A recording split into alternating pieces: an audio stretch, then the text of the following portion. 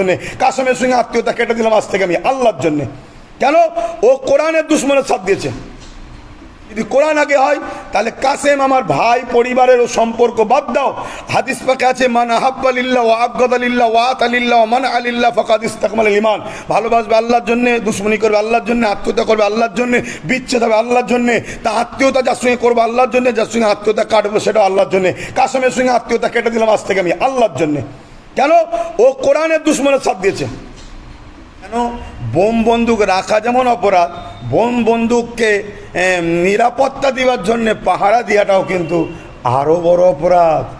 টিএমসির দূষণ, TMC virus, কাসেমকে টিএমসির ভাইরাস লেগেছে।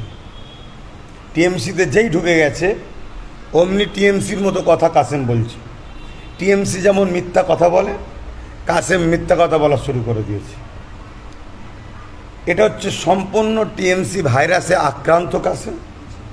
তবে ব্যক্তি আক্রমণ কখনো আমি কারো করি না, বিশেষ করে পরিবারলে বলতে চাই না। কিন্তু কাসেম ইসলামের ওয়াকাফের দুশ্মন, কোরআনের দুশ্মন, টিএমসির সঙ্গে নাম লিখিয়েছে, তাই তার বিরুদ্ধে আমি কথা বলি। ব্যক্তিগতভাবে তাকে কোনো আক্রমণ করছি না। অতএব সে যে দলে নাম লিখেছে সেই দলটা বলছে কোরআন শেষ হয়ে যাবে, ওয়াকাফের জন্য দিল্লি গিয়ে আন্দোলন করো। ওয়াকাফ আন্দোলন করেছে, অনেকে অ্যারেস্ট করেছে। মসজিদে মসজিদে ইমামরা নাকি উস্কানিমূলক বক্তব্য দেয়।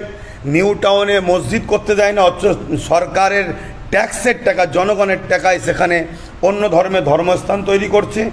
এরকম একটা সমাজ বিরোধী, সংবিধান বিরোধী, ইসলাম বিদ্বেষী একটা রাজনীতির দল যেমন বিজেপি এবং টিএমসি, একই সেই টিএমসিতে নাম লিখিয়েছে কাসেম। সেই নাম লিখানোর জন্যে টিএমসি ভাইরাসে সে আজকে মিথ্যা কথা বলছে। তবে মিথ্যা কথা বলতে গিয়ে সে যে নিজের ফাঁদে মানে কবর নিজে খুঁড়ছে বুঝতে পারছে না। কেন?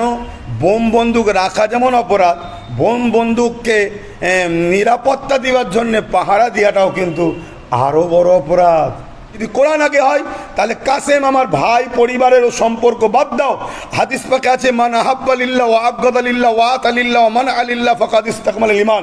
ভালোবাসবে আল্লাহর জন্য, দুশমনি করবে আল্লাহর জন্য, আত্মীয়তা করবে আল্লাহর জন্য, বিচ্ছেদ হবে আল্লাহর জন্য।